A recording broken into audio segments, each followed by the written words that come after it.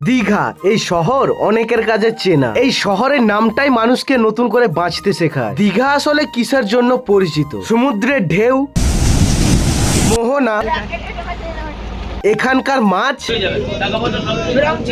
নাকি এখানকার জগন্নাথ মন্দির? দীঘাতে অনেকেই বারবার ঘুরতে আসে। এই শহর যেরকম মানুষকে আনন্দ দিতে শেখায়, তবে এই বছর আমি দীঘাতে গিয়ে তো অনেক কিছুই দেখলাম। তো চলো আমি দীঘা গিয়ে কি কি করলাম দেখো তাহলে। ফাইনালি গাইস, শুভ দুপুরবেলায় তো কেমন আছো সবাই? আশা করি সবাই ভালো আছো। তখন বেরিয়ে পড়েছি ভাই দীঘা। দীঘা 1:50। আপাতত আমরা আছি দুটো বাইকে। এই যে একটা বাইক আর এই যে একটা বাইক, কিন্তু সামনে চলে গেছে আরো 3-4টা বাইক চলে গেছে অলরেডি। তো আমরা একটু দেরি করে দিলাম।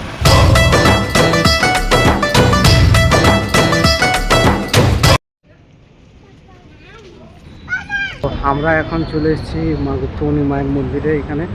আর এখন আমরা পুজো দেবো, পুজো দিয়ে দেন তারপরে এখান থেকে সবাই রওনা দেবো দীঘা। ভাই দীঘা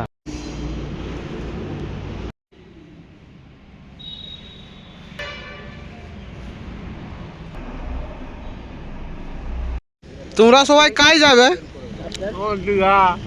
দীঘা যাবে? তোমরা দীঘা যাবে? তোমরা তো এখানে কি করছো?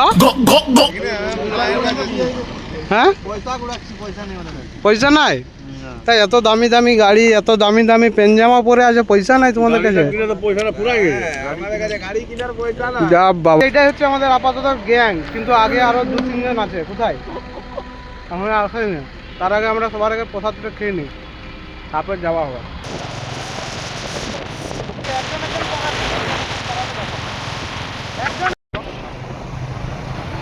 তো ফাইনালি গাইস, এখন হতে চলেছে বিকাল 4টা।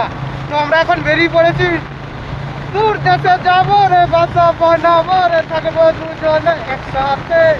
কিন্তু ভাই দুজন নয়, আমরা আছি প্রায় 8 থেকে 9 জন। চলে এসেছি আমরা, প্রায় পৌঁছে গেছি, কেশিয়ারি পেরিয়ে গেছি। আর এখন আমরা ঢুকবো বেলদা। বেলদা দিয়ে হয়ে যাচ্ছি, তার কারণ ভাই এটা দিয়ে সব থেকে শর্টকাট।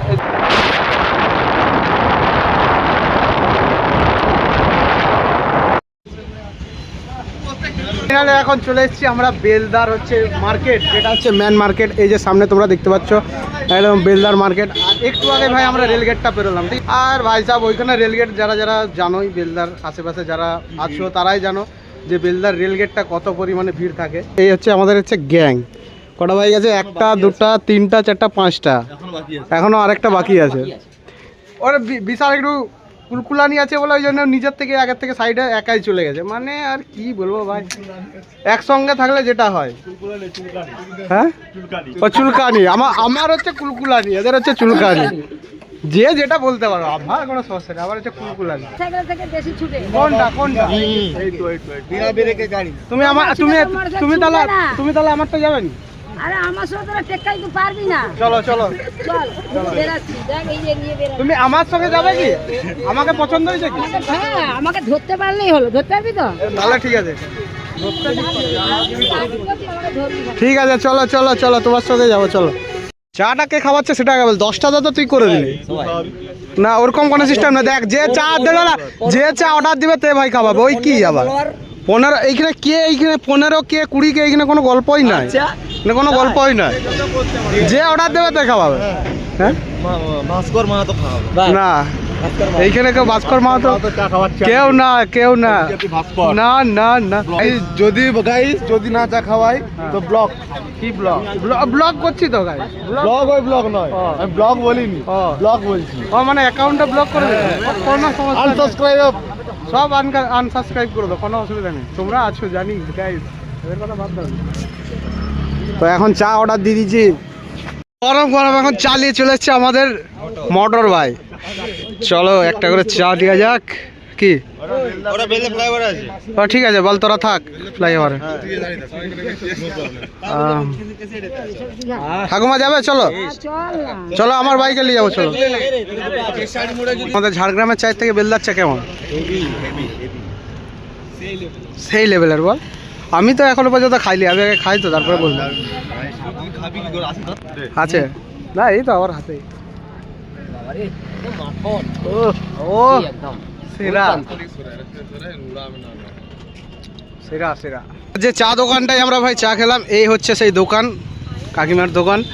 সামনেই দেখতে পাচ্ছ ওইখানে বাস স্ট্যান্ড সম্ভবত, ঠিক আছে? এই বাস স্ট্যান্ডের একদম পাশেই রয়েছে একদম চা দোকানটা। আর এইখানে রবীন্দ্রনাথের যে স্ট্যাচু, তার সামনেই তোমরা দেখতে পাবে চায়ের দোকানটা। অনেকটাই বক বেশি করা যাবে না ভাই, শুধু এখন বাইক চালাতে হবে। আর এখন কথা হচ্ছে না, ডাইরেক্ট একদম যদি দাঁড়াই কোনো জায়গাতে, তাহলে সেখানেই ভিডিওটা আবার কন্টিনিউ করবো, নাহলে ডাইরেক্ট একদম দীঘাতে। এইগুলো আছে, প্রথম আছে গ্লাবার, তারপর আছে R15, তারপর আছে পালসার, আবার R15, তারপরে হিরো, আর এটা হচ্ছে টিভিএস। আমার মালিক হচ্ছে অফিসিয়াল থেকে সবাই দাঁড়িয়ে ট্রেনটা ভাবতে পারছো, আরও খড়গপুর থেকে মেদিনীপুর থেকে আরও 6 থেকে 7 জন আসছে। সেখানে আমার বাপন আছে, পাপন আছে, আরও অনেকেই আছে। তো সেরা লেভেলের ভাই আজকে মজাটা হচ্ছে। এগুলা কি ঠিক? না এগুলা কি ঠিক না? এমকেবি ভাগ করে খেতে বলিনি। হ্যাঁ, এমকেবি ভাগ করে কি জ্বলন হয়েছে, জ্বলন ফলন নয়। আমি এই পাশে দাঁড়িয়েছিলাম, ঠিক আছে? আমরা বলেছি জামিন খেতে, খাইনি, বলে রোল খাবো, তাই জন্য রোল বানানো হচ্ছে। কে বললো খাবেন? আমি খাবো বলেছি। মানে এগুলা হচ্ছে সব স্বার্থপর, এগুলা সব স্বার্থপর। আশে করে পুরো ধাসতে আরম্ভ করেছে। এইটা তো বেশি এই যে এই মালটাকে চিনে রাখো, ঠিক আছে? তুই তো নিজেই বললি না, আমি চলে যাবো কখন বলে? আমরা বলেছি চলে যাবো, আমরা কিছু বলিনি। আমরা কিছু বলেছি রাহুল, আমরা কিছু বলিনি। কি বললো বলতো? কি বললো তুই বল? কিছু বলেনি। তাহলে তুই বল। কিচ্ছু বলেনি, তাহলে তুই বলছিস যে কাকা তুমি অর্ডার দিয়েছো তো? কাকা অর্ডার দিয়েছে। ব্যাস, এই যে ডিম, এই যে কাকা ডিম ফাটাচ্ছে। পাক।